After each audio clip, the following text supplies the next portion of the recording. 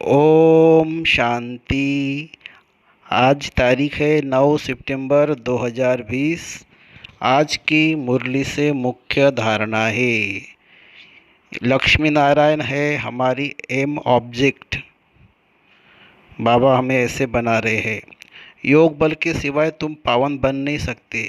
योग बल से ही सारी सृष्टि पावन बनती है। इसलिए पावन बनने के लिए व भोजन को शुद्ध बनाने के लिए याद की यात्रा में रहो।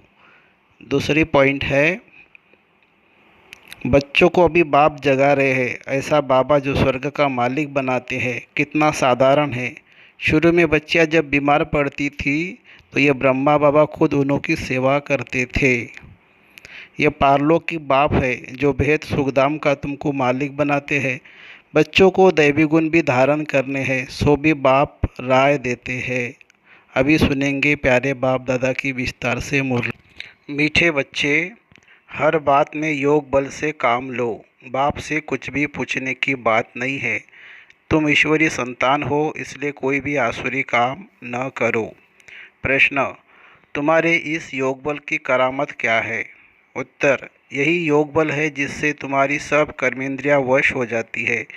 योग बल के सिवाय तुम पावन बन नहीं सकते हो। योग बल से ही सारी सृष्टि पावन बनती है। इसलिए पावन बनने के लिए व भोजन को शुद्ध बनाने के लिए याद की यात्रा में रहो। युक्ति से चलो, नम्रता से व्यवहार करो। ओम शांति। रूहानी बाप रूहानी बच्चों को समझाते हैं। दुनिया में किसी को मालूम नहीं है कि रूहानी बाप आकर स्वर्ग की व नई दुनिया की स्थापना कैसे करते हैं।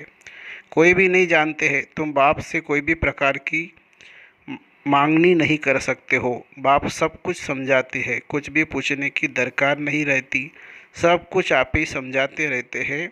बाप कहते हैं मुझे कल्प कल्प इस भारत खंड में आकर क्या करना है, सो मैं जानता हूँ, तुम नहीं जानते। रोज रोज समझाते रहते हैं। कोई भल एक अक्षर भी न पूछे तो भी सब कुछ समझाते रहते हैं। कभी पूछते हैं खान पान की तकलीफ होती है। अब यह तो समझ की बात है। बाबा ने कह दिया है हर बात में योग बल से काम लो, याद की यात्रा से काम लो। और कहाँ भी जाओ तो मुख्य बात बाप को जरूर याद करना है और कोई भी आसुरी काम नहीं करना है। हम ईश्वरीय संतान हैं। वह है सबका बाप। सबके लिए शिक्षा यह एक ही देंगे। बाप शिक्षा देते हैं बच्चे स्वर्ग का मालिक बनना है। राजाई में भी पोजीशन तो होती है ना। हर एक के पुरुषार्थ अनुसार मर्तबा होता है। पुरुषार्थ बच्चों को करना है और प्रारब्ध भी बच्चों को पानी है। पुरुषार्थ कराने के लिए बाप आते हैं। तुमको कुछ भी पता नहीं था कि बाप कब आएंगे, क्या आकर करेंगे, कहाँ ले जाएंगे। बाप ही आकर समझाते हैं ड्रामा के प्लान अनुसार तुम कहाँ से गिरे हो। एकदम ऊंची चोटी से जरा भी बुद्धि में नहीं आता कि हम कौन हैं। हम महसूस करते हो ना। तुमको स्वप्न में भी नहीं था कि बाप आकर क्या करेंगे। तुम भी कुछ नहीं जानते थे।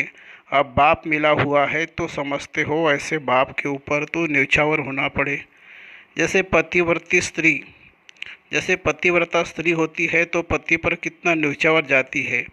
चिता पर चढ़ने में भी डर नहीं होती है। कितनी बहादुरी होती है। आगे चिता पर बोझ चढ़ती थी। यहाँ बाबा तो ऐसी कोई तकलीफ नहीं देते हैं। भल नाम ज्ञान चिता है परंतु जलने की कोई बात नहीं है। बाप बिल्कुल ऐसे समझाते जैसे मक्खन से बाल। बच्चे समझते बरोबर जन्म जन्मांतर का सिर पर बोझा है। कोई एक अजामिल नहीं है। हर एक मनुष्य एक दो से जास्ती अजामिल है। मनुष्य को क्या पता पास्ट जन्म में क्या क्या किया है। अभी तुम समझते हो पाप किए हैं। वास्तव में पुण्य आत्मा एक भी नहीं है, सब है पाप आत्माएं। पुण्य करे तो पुण्य आत्मा बन जाए। पुण्य आत्माएं होती है सतयुग में। कोई ने हॉस्पिटल आदि बनाई सो क्या हुआ, सीढ़ी उतरने से थोड़ी बच जाएंगे। चढ़ती कला तो नहीं होती है ना, गिरते ही जाते हैं। यह बाप तो ऐसा बिलवेड है जिस पर कहते हैं जीते जी नौचावर जाए, क्योंकि पतियों का पति बापों का बाप सबसे ऊंच है। बच्चों को अभी बाप जगा रहे हैं। ऐसा बाबा जो स्वर्ग का मालिक बनाते हैं कितना साधारण है। शुरू में बच्चियां जब बीमार पड़ती थी तो बाबा खुद उन्हों की सेवा करते थे। अहंकार कुछ भी नहीं। बाप दादा ऊंचते ऊंच है। कहते हैं जैसे कर्म में इनसे कराऊंगा या करूंगा दोनों जैसे एक हो जाते हैं। पता थोड़ी पड़ता है बाप क्या करते हैं, दादा क्या करते हैं। कर्म अकर्म विकर्म की गति बाप ही बैठकर समझाते हैं। बाप बहुत ऊंच है। माया का भी कितना प्रभाव है। ईश्वर बाप कहते हैं ऐसा मत करो तो भी नहीं मानते हैं। भगवान कहते हैं मीठे बच्चे यह काम नहीं करना है, फिर भी उल्टा काम कर देते हैं। उल्टे काम के लिए ही मना करेंगे ना। लेकिन माया भी बड़ी ज़बरदस्त है। भूल चूके भी बाप को नहीं भूलना है। कुछ भी करे मारे अथवा कूटे, ऐसा कुछ भी बाप ऐसा कुछ बाप करते नहीं है। परंतु यह एक्सट्रीम में कहा जाता है। गीत भी है तुम्हारे दर को कभी नहीं छोड़ेंगे। चाहे कुछ भी कहो बाहर में रखा ही क्या है। बुद्धि भी कहती है न जाएंगे कहाँ। बाप बादशाही देते हैं फिर थोड़े ही कभी मिलती है। ऐसे थोड़ी है दूसरे जन्म में कुछ मिल सकता है। नहीं, यह पारलौकिक बाप है जो बेहद की सुखधाम का तुमको मालिक बनाते हैं। बच्चों को दैवी गुण भी धारण करने हैं, सो भी बाप राय देते हैं अपना पुलिस आदि का काम भी करो, नहीं तो डिसमिस कर देंगे। अपना काम तो करना ही है, आँख दिखानी पड़ती है। जितना हो सके प्रेम से काम लो, नहीं तो युक्ति से आँख दिखाओ, हाथ नहीं चलाना है। बाबा के कितने ढेर बच्चे हैं। बाबा कोई बच्चों को ओना ख्याल रहता है ना। मूल बात है पवित्र रहना। जन्म जन्मांतर तुमने पुकारा है ना, हे पतित पावन आकर हमको पावन बनाओ। परंतु अर्थ कुछ भी नहीं समझते। बुलाते हैं तो जरूर पतित है, नहीं तो बुलाने की दरकार नहीं, पूजा की भी दरकार नहीं। बाप समझाते हैं तुम अबलाओं पर कितने अत्याचार होते हैं, सहन करना ही है। युक्तियाँ भी बतलाते रहते हैं। बहुत नम्रता से चलो, बोलो आप तो भगवान हो, फिर यह क्या मांगते हो। हथियाला बांधते समय कहते हैं मैं तुम्हारा पति ईश्वर गुरु सब कुछ हूँ, अब मैं पवित्र रहना चाहती हूँ, तो तुम रोकते क्यों हो। भगवान को तो पतित पावन कहा जाता है ना। आप ही पावन बनाने वाले बन जाओ, आप ही पावन बनाने वाले बन जाओ। ऐसे प्यार से नम्रता से बात करनी चाहिए। क्रोध करे तो फूलों की वर्षा करो। मारते हैं फिर अफसोस भी करते हैं। जैसे शराब पीते हैं तो बड़ा नशा चढ़ जाता है, अपने को बादशाह समझते हैं। तो यह विष भी ऐसी चीज़ है, बात मत पूछो। पछताते भी है, परंतु आदत पड़ी है तो वह छूटती नहीं है। एक दो बार विकार में गया, बस नशा चढ़ा, फिर गिरते रहेंगे। जैसे नशे की चीज़ सुख जैसे नशे की चीज़ खुशी में लाती है, विकार भी ऐसे है। या फिर बड़ी मेहनत है, सिवाय योग बल के कोई भी कर्मेंद्रिया को वश नहीं कर सकते। योग बल की ही करामात है, तब तो नाम मशहूर है। बाहर से जाते हैं बाहर से आते हैं यहाँ योग सीखने, शांति में बैठे रहेंगे, घर बार से दूर हो जाते हैं। वह तो है आधा कल्प के लिए आर्टिफिशियल शांति, किसी को सच्ची शांति का मालूम ही नहीं। बाप कहते हैं बच्चे तुम्हारा स्वधर्म ही है शांत। इस शरीर से तुम कर्म करते हो। जब तक शरीर धारण न करे तब तक आत्मा शांत रहती है। फिर कहाँ कहाँ जाकर प्रवेश करती है। या तो फिर कोई कोई सूक्ष्म शरीर से धक्के खाती रहती है, वह छाया के शरीर होते हैं। कोई दुख देने वाले होते, कोई अच्छे होते हैं। या भी कोई भले मनुष्य होते हैं जो किसी को दुख नहीं देते हैं, कोई तो बहुत दुख देते हैं। कोई जैसे साधु महात्मा होते हैं। बाप समझाते हैं हे मीठे मीठे सिकिलदे बच्चों, तुम 5000 वर्ष के बाद फिर से आकर मिले हो। क्या लेने लिए। बाप ने बताया है तुमको क्या मिलने का है। बाबा आपसे क्या मिलना है यह तो प्रश्न ही नहीं। आप तो हो ही हेविनली गॉड फादर, नई दुनिया के रचयिता, तो ज़रूर आपसे बादशाही मिलेगी। बाप कहते हैं थोड़ा भी कुछ समझकर जाते हैं तो स्वर्ग में ज़रूर आ जाएंगे। हम स्वर्ग की स्थापना करने आए हैं। बड़े से बड़ा आसामी है भगवान और प्रजापिता ब्रह्मा। तुम जानते हो विष्णु कौन है, और कोई को भी पता नहीं है। तुम तो कहेंगे हम इनके घराने के हैं। ये लक्ष्मी नारायण तो सत्युग में राज्य करते हैं। ये चक्र आदि वास्तव में विष्णु को थोड़ी है। ये अलंकार हम ब्राह्मणों के हैं। अब यह नॉलेज है, सतयुग में थोड़ी ये समझाएंगे। ऐसी बातें बताने की कोई ताकत नहीं है। तुम इस 84 के चक्र को जानते हो, इनका अर्थ कोई समझ न सके। बच्चों को बाप ने समझाया है, बच्चे समझ गए हैं।